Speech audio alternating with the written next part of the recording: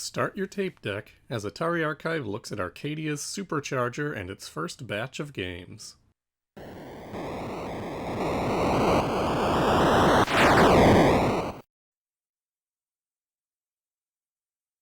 We're finally taking a break from popular, technically impressive VCS releases for something that pushed the console's capabilities differently, but in a way that's no less incredible. Based on extant reporting, the first Supercharger units, alongside its four initial games, Phaser Patrol, Fireball, Communist Mutants from Space, and Suicide Mission, started reaching store shelves at the tail end of August in Southern Californian test markets, expanding to additional cities and regions throughout the fall. And with the Supercharger, we have arguably the first mainstream attempt at expanding a game system's hardware capabilities to reach a mass market. This isn't to say such efforts don't predate the Supercharger. Mattel famously promised the keyboard component for the Intellivision, which would expand its capabilities and allow it to become a full-fledged computer. This never made it past the court-mandated test marketing stage, however. Bally promised a similar expansion for the professional arcade, but after that wound up as vaporware, enthusiasts Clyde and John Perkins designed and sold a RAM expansion for the system that indie developers could access. And APF did sell the Imagination Machine computer expansion for the MP1000, but that was really a niche piece of hardware for a niche piece of hardware that didn't expand on the MP1000 so much as just use its microprocessor and graphics capabilities for itself. And, in any case, the Supercharger has a distinction in that it isn't trying to turn a game console into a computer. It exists solely to run games on the VCS that can take advantage of what it brings to the table. And it brings a lot.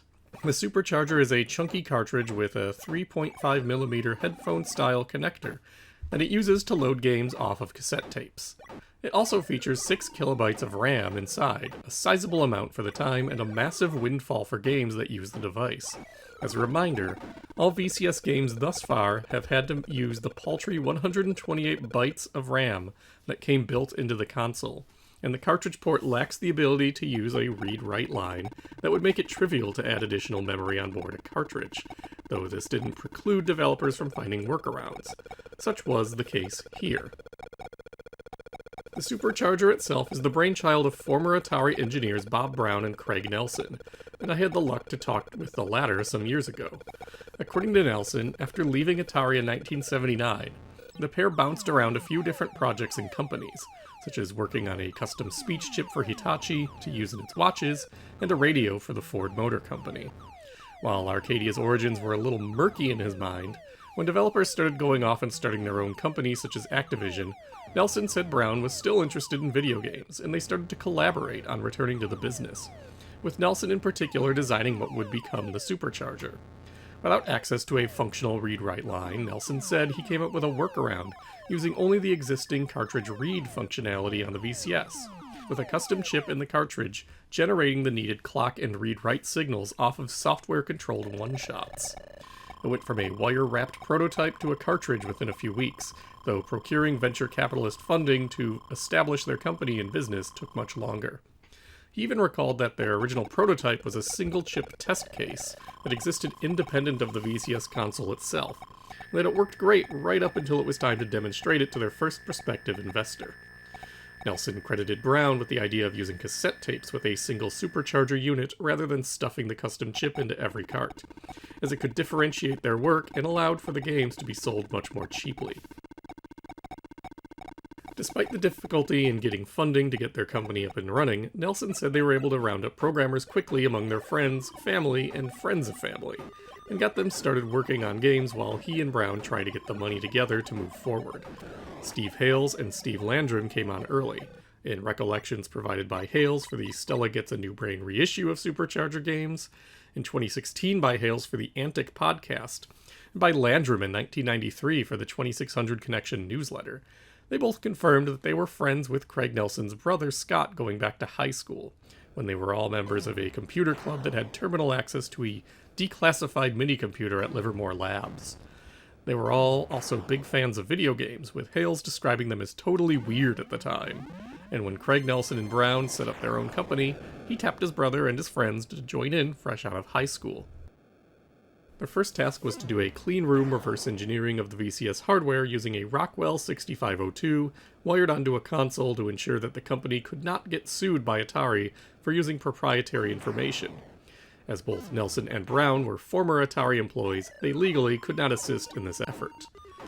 Hales and Landrum were put on this task, with Hales remarking that they were isolated with the VCS hardware for about 4 or 5 months, working through trial and error to figure out how it worked and what it was capable of, and writing down all of their findings until they'd put together an independently created manual. Hales remarked that they even came up with a few techniques for interrupting the scan line to create additional objects on screen, something that to that point they hadn't seen from Atari. From there, they helped Nelson with the Supercharger, with him working on the hardware side while they developed software. In his podcast interview, Hales remembered that the goal was to issue the Supercharger with a standard launch lineup software model, where they would put out a variety of different games and saw which sold well, with each of the software developers choosing their own project based on what interested them. To ensure a reasonable range of compatibility, Hales recalled that Nelson's testbed cassette unit was an old tape player that was constantly changing speeds. If a game could load off of that, they reasoned, it could load off of anything. As such, each Supercharger tape includes 2 versions of each program. Side A will load data faster, while Side B will load it slower but more reliably on a dirty or misaligned cassette deck. As an added advantage to the cassette format, Arcadia could include previews of other upcoming Supercharger games on the tape following the primary program's load period. These aren't interactive, but instead show a pre-canned sequence of actions of the other game in question. Effectively, a non-interactive demo. While the developers were reverse engineering the VCS hardware and starting work on what would become the first games for the platform, and while Nelson was working on the Supercharger hardware, both Brown and Nelson were working to get venture capital funding to support the business in the first place. Brown said the lead VC was a man named Craig Taylor, who had recruited 2 other firms to finance their company. When one of them backed out, they realized there was a lack of faith in Bob Brown as CEO of this new venture.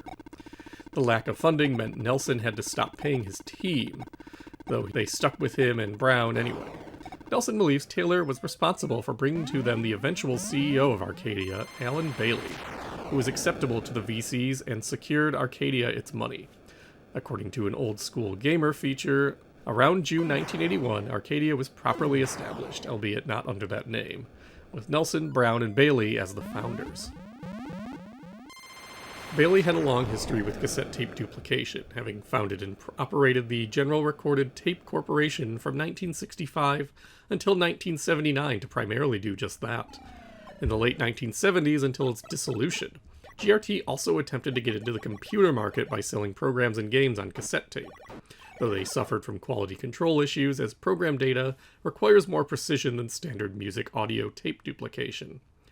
Furthermore, it's worth noting Activision's president and co-founder Jim Levy also came from GRT, where he eventually worked as the vice president of business affairs. Levy was integral in getting GRT into the computer cassette market and even wrote up a business plan to spin it off that petered out when GRT fell into bankruptcy. Levy's subsequent successes with video games could conceivably have been a factor in Bailey joining this nascent company with Nelson and Brown. To Nelson's memory, it wasn't as synergetic as one would think given GRT's background, nor did he recall Bailey taking any sort of active role on the technical side of things, though he did help them find a bigger facility to work out of than a rented room in a lawyer's office. Bailey and Brown largely focused on the management and logistical side of the business, while Nelson and his team stuck to the technical. Initially founded as Acorn, the name had to be changed once they learned it was already taken, and Arcadia 2 didn't stick around for long before the company rebranded as Starpath in October 1982 due to confusion over Emerson's Arcadia 2001 game platform and, as Bailey put it to the trade press, an impression that they made arcade titles. Between those 2 names, it went through numerous others. Developer Dennis Caswell remembered other names included Dimension 4 and RAM Pro, referencing the memory in the Supercharger, while Nelson also remembered Brownell as another short-lived name idea, as well as another name referencing artist Alton Kelly, a la the Otis Redenbacher popcorn brand. Kelly was well known for his rock album covers, and particularly at the time for his covers for the band Journey, and Arcadia had hired him to create their game packaging. Given this whole messy naming situation, for a time internally the developers jokingly referred to the company as Arcadicorn 4, Nelson said. With what was more or less known as Arcadia for now established, Nelson took on the role of Vice President of Game Development, though he described his job as being closer to that of a technical director and consensus gatherer. Like most VCS development at the time, Nelson said the programmers were largely responsible for their own specific game, with everyone agreeing on which game they would individually take on. For dev hardware, Arcadia used Apple II Pluses due to how quickly the programmers could go from editing the source to seeing the results by using the cassette port on the computer to load code directly into the Supercharger unit. Indeed, the team liked working on Apple II so much that they kept up with this equipment through much of the 1980s, even after the company merged with Epix and started working on Commodore 64 and Handy games. Nelson said they eventually added in Arium analyzers for hardware breakouts and execution history and CPU add-on cards to improve their workflow. Arcadia debuted its Supercharger system at the June 1982 Consumer Electronics Show and announced plans to have 4 games at launch with more to follow. An advertising campaign in 9 cities got underway the first week of August. One of these games, Phaser Patrol, was packed in with the unit, and as such will be the first one we look at, even though, as developer Dennis Caswell notes, it was the last one of these to be in development. Caswell had experience with computers before coming to Arcadia, but not a long resume. In high school, he had exposure to a Fortran-based system and punch cards, but it wasn't until college that he was able to really learn how to program on a Control Data 6400. Earning a bachelor's in computer science at UC Berkeley and a master's in the same at UCLA in 1981, Caswell was approached by Scott Nelson, his former roommate, that his brother Craig was looking for programmers to work at a new video game company. Caswell recalled to Mayhem UK that he was hired in part because he had his own Apple II already, and therefore didn't need them to provide a development system, and because he could achieve the frankly impressive feat of reaching the 4th tower in Crazy Climber. Phaser Patrol itself is another Star Raiders clone in the same vein as Activision's Star Master. Star Raiders, as I've mentioned previously and will undoubtedly mention again when I get to the VCS port in an upcoming video, was the popular and influential killer app for the Atari 8-bit computer line written by Doug Neubauer and published in early 1980. Essentially a real-time action marriage of Mike Mayfield's 1971 Star Trek computer game and the space combat aesthetics of Star Wars. Your goal is to explore a galactic sector map looking for enemy ships and destroying them in first-person, cockpit-style combat before they can attack your starbases. In the end, you're ranked by how much time you spent, your remaining starbases, enemies destroyed difficulty level, and energy used. Caswell remarked in his interview that he had never touched Star Raiders when he was hired in, but that Craig Nelson was a huge fan and taught him the game, after which Caswell was hooked. As he put it, the idea of making a Star Raiders clone wasn't an original one he had come up with, but at that point was one he fully embraced.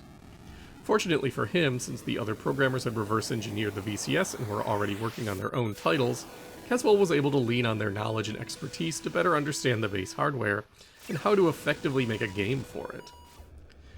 And as far as Star Raiders clones go, Phaser Patrol is certainly a better showcase of the source than Star Master had been, though at $70 for the Supercharger in the game, it's also a good deal more expensive than Alan Miller's title at almost half the price of the VCS itself. Putting the player against the Drakons, who have attacked and largely taken control of the Human Federation's Farm Galaxy. All the hallmarks of Neubauer's game are here. Flipping the left difficulty switch will toggle between the cockpit view and your 6x6 galactic sector map, which will initially only show the location of your starbase and the contents of the immediately surrounding sectors. You'll need to jump to different sectors to get a scan of whether or not Drakon ships are in the vicinity, which costs energy. As do most things in this game, firing your main gun uses energy, and the color/black and white switch will activate or deactivate your shields, which drains your energy banks faster while active. Taking a hit from an enemy ship also costs energy, at a reduction of 100 points with the shields up and 200 with them down. Ideally, you'll still want your shields up in combat both for the defensive boost, and because taking a hit with your shields off seems to increase the odds that you take system damage or are destroyed. Yes, like Star Master, Star Raiders, and even Star Trek before it, your ship relies on different systems to operate nominally, and taking hits even with your shields up can damage them. Each system has 3 colors indicating status. Green for functioning normally, yellow has partial functionality, and red means they're destroyed. If a system is in the yellow, it's generally something you may be able to hold off on repairing, but a red system may be worth repairing sooner than later. After all, you may be able to get by with your scanners out of order in the current fight, but unless you know where the other Drakons are hiding, you probably want to fix that sooner than later. Similarly, you don't need the targeting computer to hit ships, but it's a lot more difficult to score a successful shot if you're relying on manual targeting, given how quickly they move. Torpedo damage is really the most serious one. If they can't explode, it's harder to get the kill, and if they won't fire, you are essentially a sitting duck until you get to the starbase for repairs. Unlike Star Master, the Drakons don't seem to go after your starbase here, letting you be relatively free to go wandering around seeking out your foes. Additionally, the more damage your systems have sustained, the greater the chances that an enemy attack will destroy your ship entirely. So even if damage seems minor, it's worth playing a little bit defensively to be on the safe side. While Star Master had 4 difficulty levels, Phaser Patrol only has 2, selected based on the position of the right difficulty switch when you start an active game. Set to A, enemy ships are faster and more aggressive, and you're more likely to take damage. On the upshot, you earn more points for the endgame ranking playing on the higher difficulty, the criteria for which is described in the game's manual. Achieving a level A hero rank takes some serious effort, but managing to finish the game without being destroyed generally will land you a pretty solid ranking. It's not hard to see why Phaser Patrol became the pack-in title for the Supercharger. While the other 3 games are all impressive in their own right, Caswell's work very clearly takes full advantage of the additional memory space afforded by the add-on. The game is full of bells and whistles, with colorful animations and appealing sound effects, and more complexity than you'd expect out of a standard 4 kilobyte cartridge. Even the basic targeting reticule and its adjacent rangefinder looks like little else on the hardware, with an unnecessary but rad animation, to say nothing of the odd little vertical computer console above the energy meter that, as far as I can tell, does nothing. And having a little radar screen coupled with the rangefinder makes it easier to pin down where alien ships are coming at you compared to the original Star Raiders, requiring you to just sort of futz around with the scanner systems until you figure out where they are related to you. Yes, it's sold at a premium price tag, but if you didn't have an Atari computer, this was largely the next best thing to the original Star Raiders. This also kicks off a pretty solid run of VCS games by Caswell, who will crop up again later in 1982 with Escape from the Mind Master, and in 1983 with Party Mix, 2 games that take advantage of the Supercharger's memory and the cassette interface to feature multiple loads, resulting in much more expansive games than you would see on the system barring extensive bank switching schemes or custom hardware like Activision's DPC chip. Caswell went on to write the famed computer game Impossible Mission after leaving the VCS hardware behind, and you can see glimpses of that kind of impressive work that led to that game right here with Phaser Patrol. The second Supercharger game, as defined by the numbers on the side of each cassette, is Communist Mutants from Space, which might be in the running for best title for any video game from the 1980s, and one that dipped deep into Cold War pop culture. This one is a take on shooting games in the vein of Galaxian or Phoenix, neither of which have appeared on the VCS yet, and owing to the Supercharger's expanded memory, features several firsts on the console.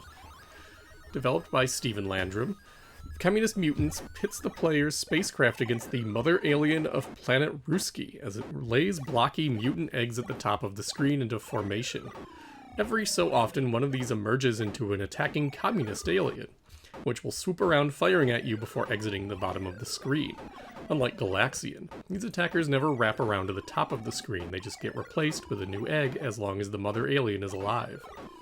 The same is true for any you destroy as well, forcing you to fire your way through the formation until you can shoot the mother alien, thereby allowing you to clear out the formation and finish the wave.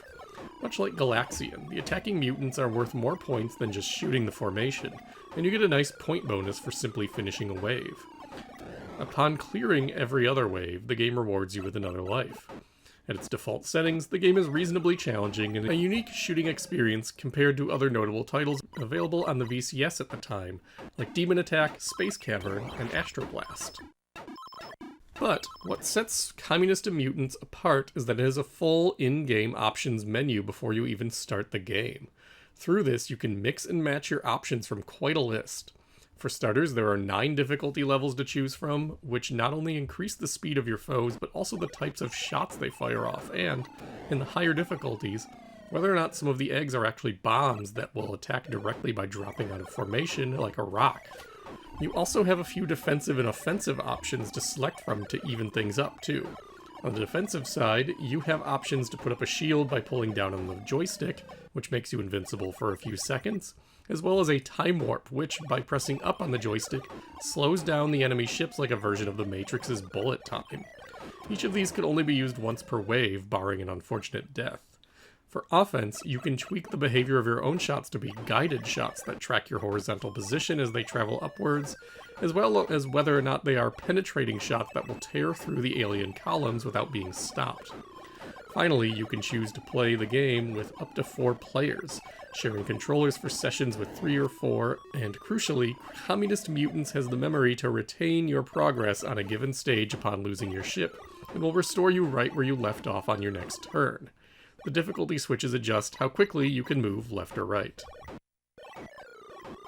In Landrum's 1993 interview, he explained that the idea for the game was his, but admitted that it wasn't particularly original, having been inspired by Space Invaders, Galaxian, and the decidedly more obscure Centauri game Eagle, among others. He explained that it took about 6 months to write, which included the period where he and Steve Hales were reverse engineering the VCS hardware. During this process, he learned various aspects of the system that its designers didn't intend, such as including 6 digits for score on the same line as the active player number, or having the number of wave flags extend across the screen up to 9. In a 1983 interview published in Electronic Fun with Computers and Games, Landrum said that the blocky eggs were there as his first graphical item, and they did not yet have the knowledge with the VCS to make them more rounded as he would have done by that point, since he was still in the reverse engineering process. The rest of the enemy sprites were developed iteratively, starting with basic, non-animated sprites that he described as looking like those from Space Invaders, and eventually evolving into the forms seen in the game. Landrum also described the time warp effect as coming out of the development system used to create the game, where he was able to slow it down to figure out why the game wasn't functioning the way he wanted it to. Since he found it a fun option to have to keep the game from getting too difficult, he made it part of Communist Mutants proper. One thing that did get cut was a second Mother Alien. Landrum said that this made the game much more difficult, but it also limited the color and animation available for both of them. In this particular instance, he opted for graphical pizzazz over making the game harder, and just had players deal with one alien. Landrum also snuck his initials into this game. By holding down the fire button as the game loads from tape, the text SHL will replace the HI that typically represents the high score. This might be the least complicated Easter egg seen thus far on the VCS to access, and it's a little surprising given the extensive memory available on the Supercharger that these other early releases didn't feature any. The game's incredible title came not from Landrum, he said, but rather the ad agency Arcadia had hired, with the idea that the outrageous name would help sell the game. Landrum remarked that they even had a great ad poster drawn up from the game's box art that fit the title, but the company never sold it to the public that he was aware of. In his 1983 interview, Landrum said his working title was Galactic Egg, and that he was initially concerned about the Communist Mutants name. He didn't know how the public would react, and his parents didn't like it, but ultimately he said it proved to be an attention getter. Also notable for Communist Mutants, it has an attract demo that plays out if you leave the game alone on the menu screen for a while. The game will play itself and showcase how it works, and to my knowledge this is the first time any VCS game has done so. These attract modes were popular for arcade games, and including one here really makes Communist Mutants feel like a more arcade-style experience than you'd expect on the old VCS hardware. On the whole, Communist Mutants is another fantastic standout launch game for the Supercharger. The sheer number of options and the little improvements over cartridge titles in terms of enemy behavior really help make this an appealing package with some real longevity. The higher difficulty levels in particular are a great challenge even with all the defensive and offensive advantages turned on, but even that aside, there's not really an effect on the VCS to this point of the time warp. In some ways, it feels like the Atari equivalent of using slowdown to maneuver through a difficult section in a Danmaku shooter like Dodonpachi. Communist Mutants may not have been the same level of financial force as something like Demon Attack, but it's a great example of the genre and a good entry in the space shooter field that was popular at the time. and Landrum was just getting started as he has a few more Supercharger games to come and a slew of noteworthy computer titles with epics. The third numbered Supercharger launch title is Scott Nelson's Fireball, a take on the Breakout-style brick breaker that puts enough tweaks on the formula to make something that plays quite unlike Atari's original work. Scott Nelson has not done any interviews that I've found, including my own attempts to speak with him, so we don't have a lot of insight into Fireball's development. What we do know is that this paddle game puts you in the role of a fire juggler, who is working to keep their fireballs in the air, throwing them up to destroy blocks. You can hold up to 2 at a time, or by holding down the button on the paddle controller, you can automatically deflect them akin to Breakout. And juggling is really the focus of the game here. There are a lot of game modes, but the consistent thing between them is that they eventually will drop up to 6 fireballs on the screen, and you're required to make sure none of them slip past you and touch the ground, as that will cost you one of your 5 lives. Fireballs also really only have 2 angles they can travel up the screen, which does make it a little easier to plan out where you want to throw the ball to ensure it hits all the blocks, but does make each toss a little less interesting.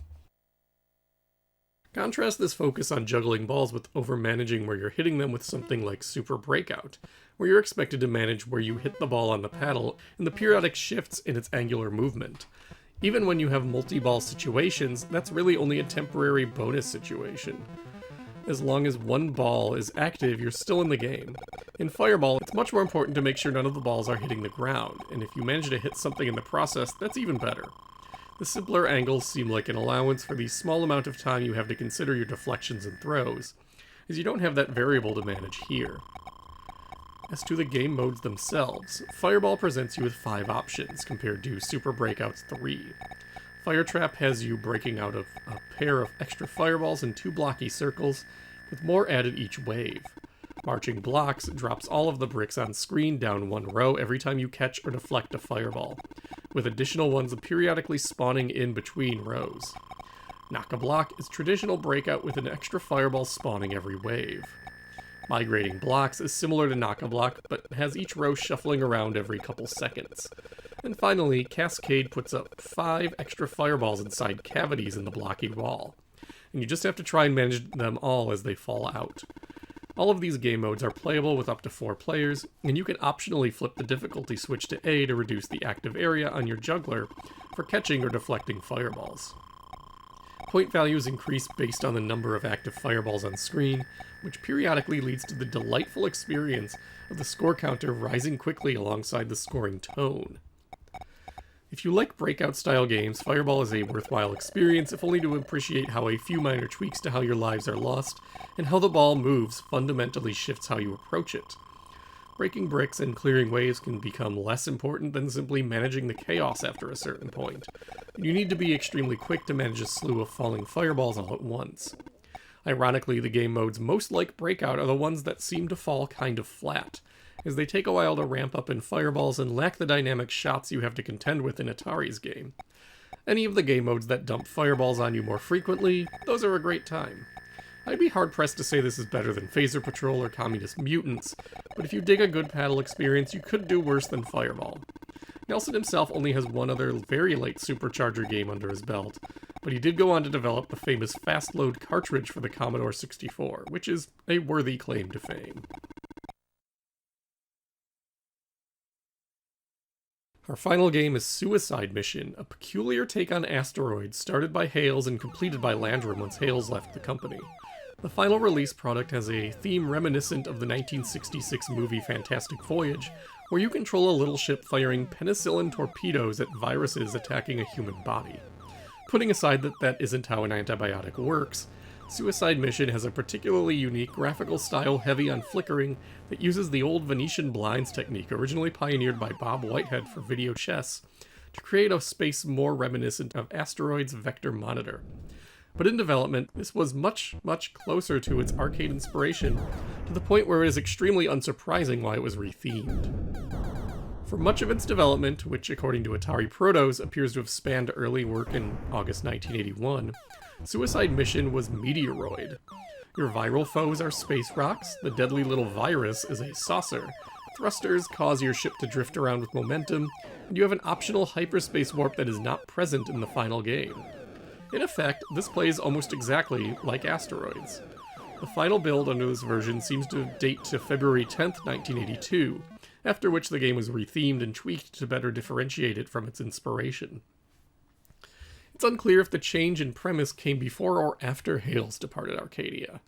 On his Antic appearance, Hales said that while he was working on what became Suicide Mission, he was approached by Ihor Wolosenko of Synapse Software to develop computer games for the Atari 8-bit line, and as Hales liked to explore ideas and try his hand at new endeavors, he took the offer and left Landrum to complete his game, who described his role as essentially just finishing up the programming. The final version of Suicide Mission features a lot of the same components as Asteroids, but winds up playing rather distinctly. The virus is split into two smaller ones when shot, which in turn split into two even smaller ones. These all drift around the screen much as the rocks do in Atari's arcade game. Every so often the deadly little virus shows up, seeking out your ship to ram it. Pushing up on the joystick will move you forward, while pulling down will activate a shield, indicated by an ever-rising sound effect and color changes along the border. This represents a sort of heat gauge where if the shield is active for too much time without cooling off, your ship will be destroyed, along with everything else on screen, which can earn you a nice chunk of points. The main difference between the easy and medium difficulties is how fast your shield heats up, as well as the point values you need to reach to gain an extra ship. The difficulty switches adjust whether or not you fire single shots or rapid-fire volleys. Movement is what really sets this apart from Asteroids, though. In the easy and medium difficulty levels, your ship only moves when thrusting, and will stop on a dime when you cease to push up. On the hard difficulty, your ship can never stop moving. It will instead just always move forward. The manual claims this is a current. Honestly, Suicide Mission does most of the things you'd want out of an Asteroids clone, but the movement makes it less interesting to play. Asteroids is defined by momentum, your own in particular. Navigating the asteroid field successfully requires a lot of quick decision-making and managing your speed and kinetic energy. Here you're either moving or you're not, and even the hard difficulty level doesn't really match the same feeling. This is not a problem in Meteoroid, suggesting to me that this was not something the developers wanted, but rather a change they felt they needed. But it does probably make this the weakest of the 4 starting Supercharger titles. So how did the press treat the Supercharger in these 4 games? Starting with the Supercharger itself, Lou Hudson gave a mini-review to the unit in the October 9th edition of the Fort Worth Star-Telegram, dubbing it worthy for consideration over spending the money for a ColecoVision or Atari 5200 if you already own a 2600, particularly since the tapes themselves retailed for about $15.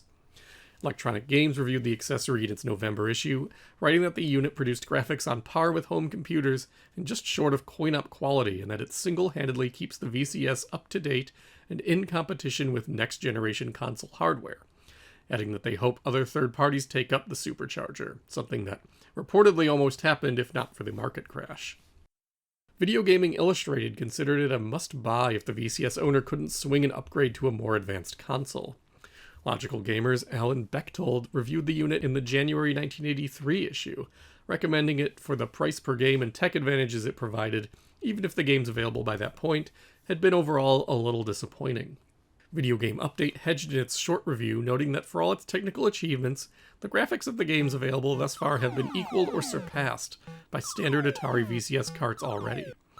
Joystick's own assessment felt that the cost savings for the cassettes should more or less break even after buying 5 of them, and that even with the recent graphical showcases like Demon Attack and Pitfall, the Supercharger was a welcome expansion.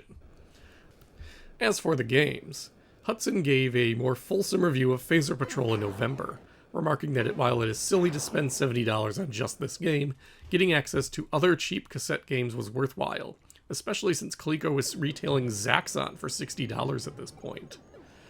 His review directly compares Phaser Patrol to Star Master and the VCS port of Star Raiders, finding it somewhere in between the two in terms of the overall package. While he found its star-based mechanics lackluster compared to Star Master and the combat easier, he still considered it just below Activision's game and a great release. Joystick gave it a full 5 stars and gushed over its graphics, detail, and challenge. Video Game Update noted it was recommended but didn't delve into opinions too heavily in its review. Electronic Fun with Computers and Games gave it 4 joysticks and high grades from author Walter Salm on all levels, and the outlet further recommended Phaser Patrol over its VCS contemporaries like Star Master in a 1983 feature on Clone Games. TV Gamer called it the best space game around, even if it's one that didn't come cheap. While Electronic Games doesn't appear to have given this a standalone review, it did earn a certificate of merit for graphics in the 1983 Archie Awards. Communist Mutants may have made the best impression overall of the other games. Logical Gamer found that it surpassed the slide-and-shoot genre with its mix of game options and dynamic play, only suggesting that the graphics could have been a little more interesting. Video Game Update remarked positively on its outrageous title and challenge, as well as its range of options afforded by the Supercharger. Electronic Fun with Computers and Games gave it 3 sticks, and Joystick gave it high marks across the board, save for a lack of originality in the actual play department. TV Gamer recommended it to anyone who liked fast shooters thanks to its many options and variations. For Fireball, Logical Gamer's Alan Bechtold was a big fan and recommended it to anyone who didn't already have Breakout, and even to those who did. Mike Wilson was a bit more circumspect, feeling that it didn't take enough advantage of the Supercharger over Breakout. Video Game Update felt the game modes ran the gamut of quality, with some like Knock-a-Block being only fair, while others like Cascade were good, adding that the default pace of the game is rather slow. Joystick was higher on this one, calling it better than Breakout with terrific gameplay and graphics.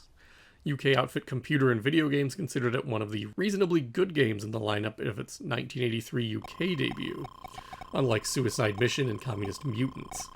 Fellow UK outlet TV Gamer did not consider it a standout, however, writing that it was not worth paying the initial outlay of the Supercharger for by itself. Suicide Mission received 2 joysticks in Electronic Fun with Computers and Games review, with the author remarking that the game had very little to distinguish itself from Asteroids and was overall rather boring. In Logical Gamer's review, the pair of reviewers also found it a bit dull and could only recommend it if the owner had already bought a Supercharger, but not a copy of Atari's own Asteroids cartridge. Video Game Update didn't recommend that one either, writing that the graphics are interesting to look at, but the game wasn't particularly exciting or original. Not everyone was necessarily down on this game, however. Joystick gave Suicide Mission 4 stars, praising the graphics that call back to Asteroid's vector display and recommending it over Atari's own VCS conversion. TV Gamer agreed, considering it better than Asteroids in graphics and control. Upcoming Supercharger games arguably take more advantage of the format than these 4. Dragon Stomper and Escape from the Mind Master, Arcadia's 2 other releases for 1982, use the tape format to load additional portions of the game into memory to produce much more expansive games, and 1983 will see some additional ambition. Yet the Supercharger itself never really lived up to the promise of VCS expandability, given no other publishers produced any games for it, which would wind up becoming an ongoing stumbling block for future console expansions for decades to come. The price point for the cassettes also got undercut by the glut of cartridge games filling store shelves, which necessitated major price reductions for even new titles. The Supercharger itself dropped in price to $45 by February 1983.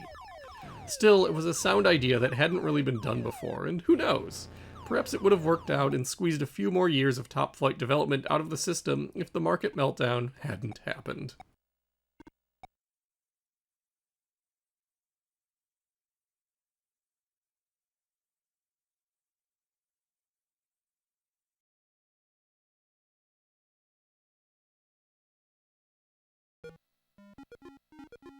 Next time, no coasts, no kings.